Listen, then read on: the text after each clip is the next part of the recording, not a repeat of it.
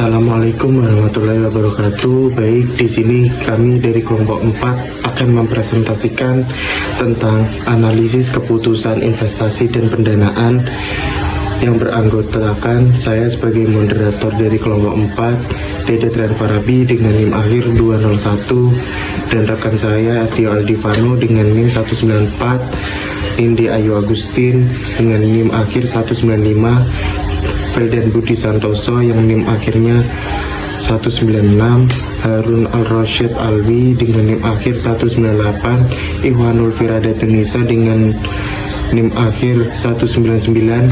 Menilai kelayakan investasi perusahaan. Jadi yang dimaksud dalam penilaian kelayakan investasi perusahaan yaitu tahap vital dalam perencanaan keuangan perusahaan dengan tujuan memastikan proyek memberikan manfaat ekonomi, meningkatkan keuntungan jangka panjang dan selaras dengan visi strategis perusahaan. Analisis ini dilakukan menggunakan pendekatan capital budgeting yang mempertimbangkan nilai waktu, uang, dan risiko investasi. Yang pertama yaitu ada net present value atau disingkat NPV, mengukur nilai tambah bagi perusahaan jika NPV lebih dari 0, proyek meningkatkan nilai perusahaan. Dan yang kedua ada internal rate of return atau biasa disebut IRR, menemukan tingkat pengembalian internal proyek diterima jika IRR melebihi biaya modal. Untuk selanjutnya, metode penilaian investasi lanjutan. Jadi selain NPV dan IRR, perusahaan menggunakan metode pendekatan yang lain untuk mengevaluasi kelayakan investasi, masing-masing dengan kelebihan dan kekurangannya. Ada 3, yang pertama yaitu ada payback period dengan menilai kecepatan pengembalian investasi baik untuk risiko likuiditas namun mengabaikan nilai waktu, uang, dan arus kas setelah pengembalian. Yang kedua ada discounted payback period atau versi yang lebih baik dari payback period karena memperhitungkan diskonto terhadap arus kas. Dan yang terakhir yaitu profitability index atau PI, rasio present value arus kas terhadap investasi awal. Jadi PI lebih dari 1 menunjukkan proyek menghasilkan manfaat berguna untuk keterbatasan anggaran. Selanjutnya yaitu ada analisis risiko dan ketidakpastian investasi. Selain perhitungan nilai, perusahaan harus mempertimbangkan risiko proyek secara kompensatif untuk keputusan investasi yang akurat dan tidak spekulatif. Yang pertama ada analisis sensitivitas, mempelajari dampak perubahan variabel seperti harga, volume penjualan, dan biaya terhadap proyek. Yang kedua ada analisis risiko, mempertimbangkan kondisi optimis, pesimis, dan realistis untuk memahami potensi hasil. Yang ketiga yaitu ada simulasi Monte Carlo, memodelkan risiko melalui distribusi probabilitas dan untuk evaluasi yang lebih mendalam. Poin berikutnya yaitu faktor-faktor yang mempengaruhi keputusan investasi perusahaan. Keputusan investasi dipengaruhi oleh berbagai faktor yang berasal dari dalam maupun luar perusahaan. Faktor-faktor ini meliputi A. Kondisi internal perusahaan. Yang pertama, ketersediaan dana. Perusahaan dengan arus kas tinggi cenderung lebih aktif berinvestasi. Sebaliknya, perusahaan dengan keterbatasan dana harus lebih selektif dan mengutamakan proyek dengan NPV tinggi.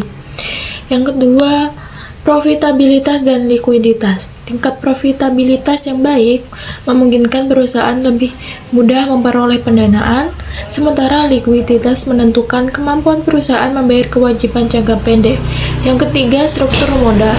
Perusahaan dengan proporsi utang tinggi akan lebih berhati-hati dalam berinvestasi, karena peningkatan utang dapat memperbesar risiko kebangkrutan.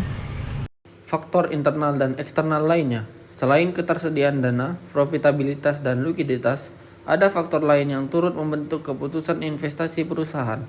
1. Struktur modal. Proporsi utang yang tinggi membuat perusahaan berhati-hati karena meningkatkan risiko kebangkrutan. 2. Biaya modal. Tingkat pengembalian minimum yang harus dicapai proyek Biaya modal yang rendah memungkinkan lebih banyak proyek diterima.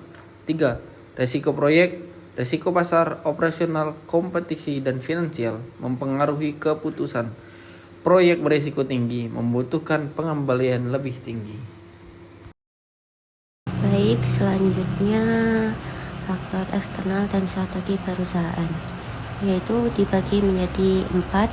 Yang pertama, kondisi ekonomi makro, yaitu inflasi, suku bunga, nilai tukar, dan stabilitas politik sangat berpengaruh terhadap investasi. Yang kedua, regulasi pemerintah, kebijakan perpajakan, subsidi, atau kemudahan perizinan dapat mendorong atau menghambat investasi. Yang berikutnya, perkembangan teknologi. Investasi sering dilakukan untuk adaptasi teknologi baru, otomatisasi, dan inovasi yang meningkatkan daya saing. Yang terakhir yaitu ada strategi perusahaan, yaitu keputusan investasi harus mendukung strategi jangka panjang seperti peningkatan pangsa pasar atau diversifikasi produk. Prinsip dalam menentukan sumber pendanaan. Pemilihan sumber dana dipandu oleh teori struktur modal yang menyeimbangkan manfaat dan risiko. Trade-off teori. Perusahaan mencari keseimbangan antara manfaat pajak dari utang dan risiko kebangkrutan untuk meminimalkan WACC. Pecking order teori. Perusahaan cenderung memilih pendanaan internal terlebih dahulu, kemudian utang, dan terakhir ekuitas.